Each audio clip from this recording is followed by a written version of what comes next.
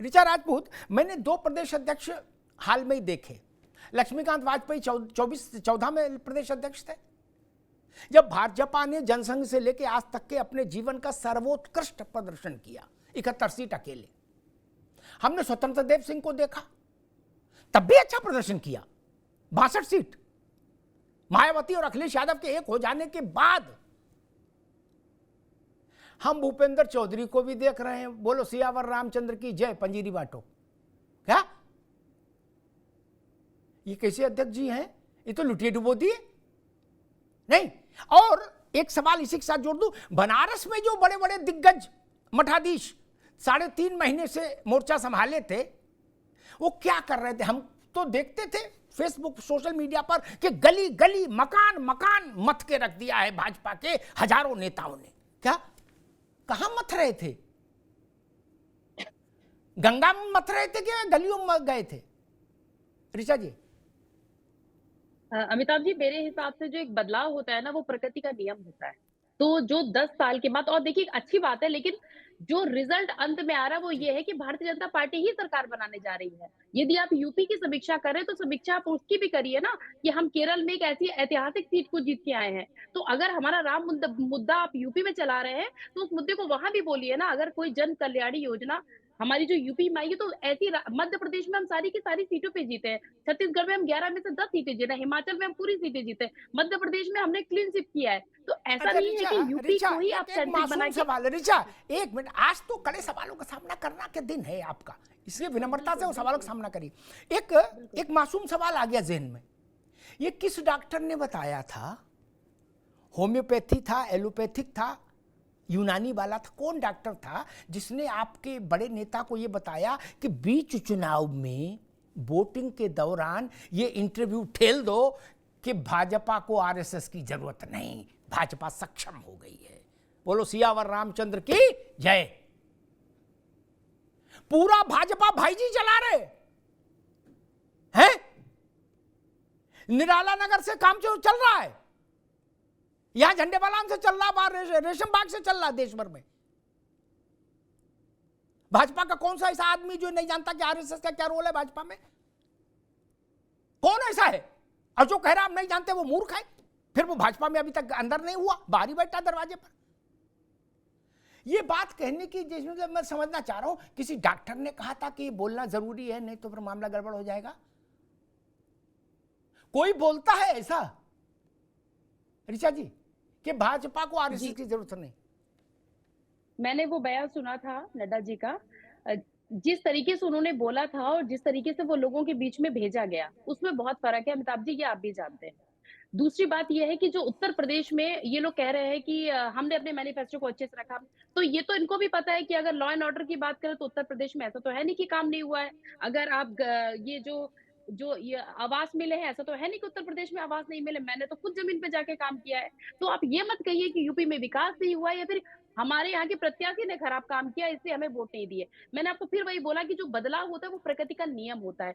10 साल तक सांसद के साथ कहीं ना कहीं एक इनकम्बेंसी आ जाती है। मैं आपकी बात से पूरा सहमत हूँ कि भारतीय जनता पार्टी को अब मंथन क्या, गहन चिंतन करना चाहिए इस बारे में, समय लेके, कि एक होता है सरकार बनाना जिस तरीके से हमने नारा दिया था, और एक होता है एक बॉर्डर लाइन टच करके ये सोच के, मैंने बोला ना, जब आप किसी से उम्मीद रखते हो कि नहीं हम फर्स्ट आएंगे, उसके बाद वो एकदम मार्जिन लाइन लेके केवल एंट्रेंस फ्री निकाल पाता है, तो कहीं ना कहीं पूरा घर उदास होता है। और वही स्थिति भारतीय जनता पार्टी की समय पे है। तो ये सच में मंथन करने का विषय है। लेकिन अगर कोई ये कहे कि यूपी में काम नहीं हुआ, यूपी में विकास नहीं हुआ, तो उज्ज्वला योजना भी सबने देखी है, सड़कों का विकास किस तरह हुआ ये भी सबने देखा है। आपकी बात ठीक है, ठीक है। लेकिन मैं थोड़ा दूसरे स्कूल का विद्यार्थी हूं। कितना भी काम हुआ हो या ना हुआ हो, विवेक जी मेरी बात से सहमत होंगे, हमसे परिचित हैं, जोशी साहब भी, आलोक बस भी। मेरी कसौटी हमेशा एक रही, जनता के पसंद में आप खरे उतरे तो ठीक है, नहीं तो बेकार है। लोकतंत्र मेरे लिए इससे इतर कुछ नहीं, बाकी सब कहानियां हैं, अपने मन में लिखते रहो, पढ़ते रहो। जनता ने आपके माथे रोली चंदन लगाया तो मेरे हिसाब से काम अच्छा हुआ, नहीं लगाया इसका मतलब गड़बड़ है। अब वो काम में गड़बड़ है, काम करने वाले में गड़बड़ है, ठेकेदार में गड़बड़ है, सांसद में गड़बड़ है, ये आप पता लगाओ। लेकिन गड़बड़ है, लोचा है। एक सीरियल आता था सीआईडी, उसमें वो कहते थे कि दया कुछ तो गड़बड़ है, तो कुछ गड़बड़ है। मैं तो उसी बात पर टिका हूं, आलोक वत्स भी मेरी बात से सहमत होंगे कि बनारस में आलोक जी देश भर के छटे हुए नेता भेजे गए, बोले ये संघ के बिल्कुल निष्ठावान लोग हैं और ये बड़े जादूगर हैं सब। क्या 3.5 महीने बनारस में दमचौरा मचा रहा। हम लोग पढ़ते थे, सुनते थे कि बनारस की एक एक घर की कुंडी खटखटा दी गई है। क्या बनारस का परिणाम ये बताता है? क्या ये जिम्मेदारी नरेंद्र मोदी की थी, जो देश भर में कैंपेन कर रहे थे? उनका संसदीय क्षेत्र ठीक से क्यों नहीं हैंडल हुआ? आलोक जी,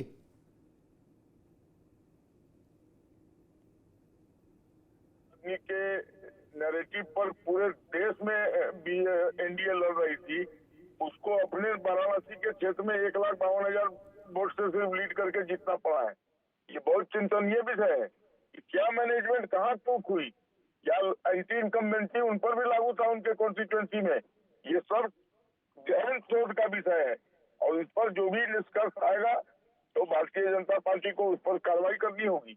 ऐसे नहीं है, बताइए दूसरे लोग, शिवराज चौहान जीते हैं 6 लाख वोट से, कोई जीत रहा है 10 लाख वोट से, और सब मोदी के नाम पे जीत रहे हैं। अब मोदी जी खुद 1,52,000 पर की लीड लेके जीते हैं।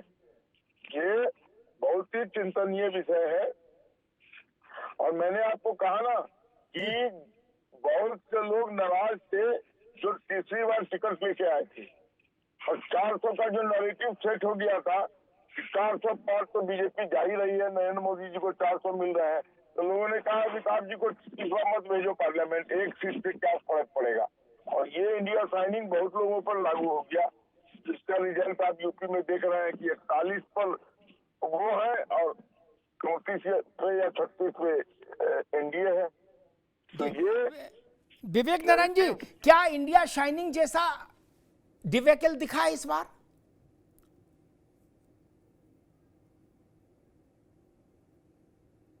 विवेक नारायण जी, भाई देखिए विवेक नारायण जी तक आवाज जा रही है?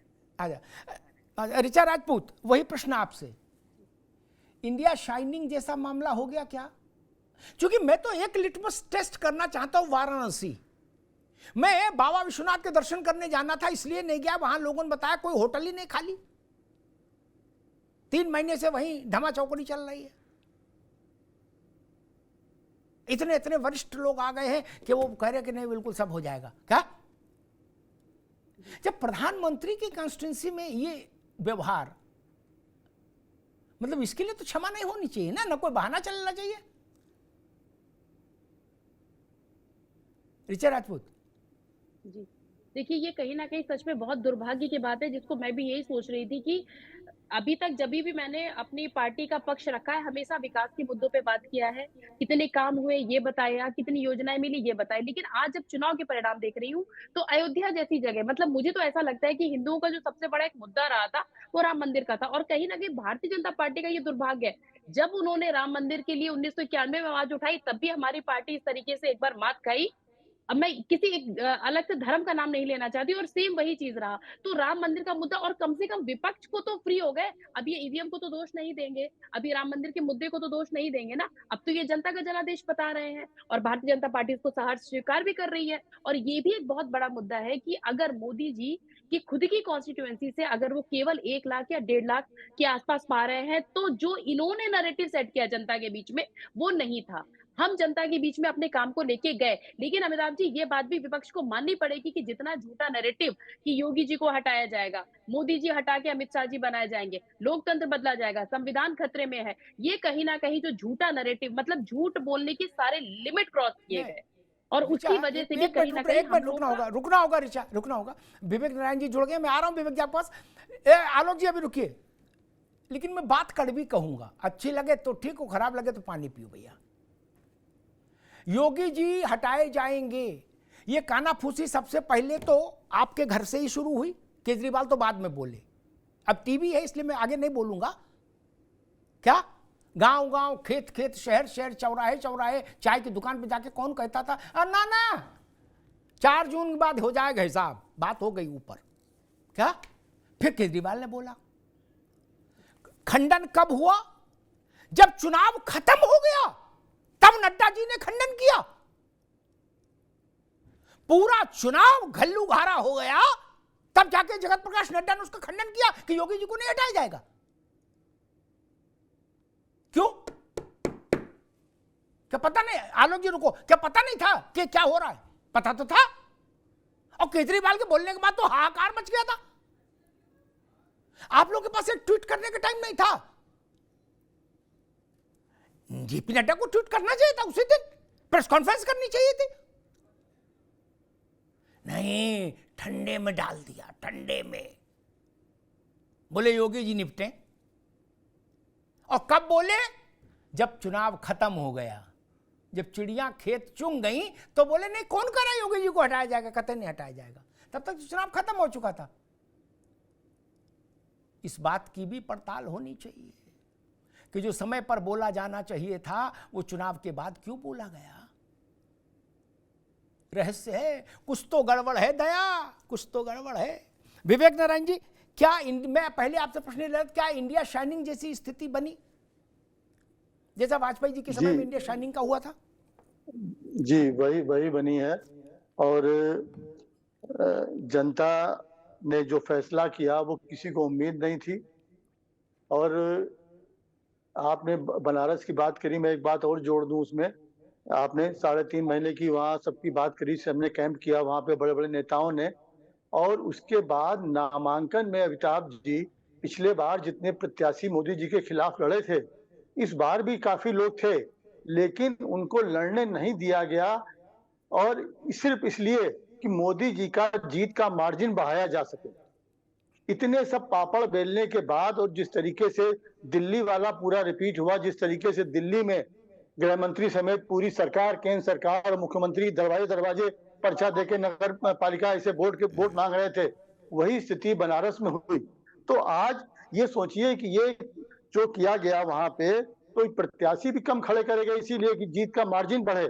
लेकिन आज जिस तरीके से रुझान आने शुरू हुए, तो आप देखिए प्रधानमंत्री और मोदी तरीके मजबूत जो कहे जाते थे, उसके बाद उनका शुरुआती जो रुझान जनता के आ रहे थे, वही संकेत कर रहे थे कि चीज एक सामान्य नहीं है, जो दावे करे जा रहे हैं इसके विपरीत है ये।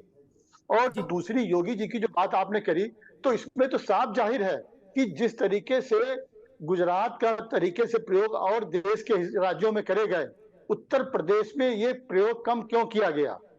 हालांकि भाजपा का अंदरूनी मामला, इसमें हमें ज्यादा बात करने की बात नहीं है, लेकिन ये आज ये भी एक सवाल है भाजपा के, जो आज जनता ने अपना सुनाया है नतीजा, उस नतीजे में भाजपा की ये अंदर की बात भी है कि 11% का परिवर्तन मैं अपने क्षेत्र से देख रहा हूं कि यहाँ पे लोगों ने लिख लिख के पत्र भेजे और उसके बाद परिवर्तन नहीं हुआ।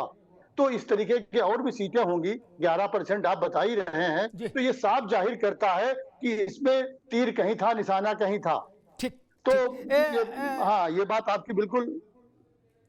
वत्स जी, आलोक वत्स जी, मेरा एक प्रश्न ये कि योगी आदित्यनाथ को 4 जून के बाद हटा दिया जाएगा, कोई नया मुख्यमंत्री बनाया जाएगा। ये जो विस्परिंग हुई, फुसफुसाहट हुई गाजीपुर से गाजियाबाद और बस्ती से बहराइच तक, फुसफुसाहट पहले से हो रही थी, केजरीवाल तो बाद में बोले, क्या इसका भी असर है इस चुनाव के परिणाम में? जरूर है।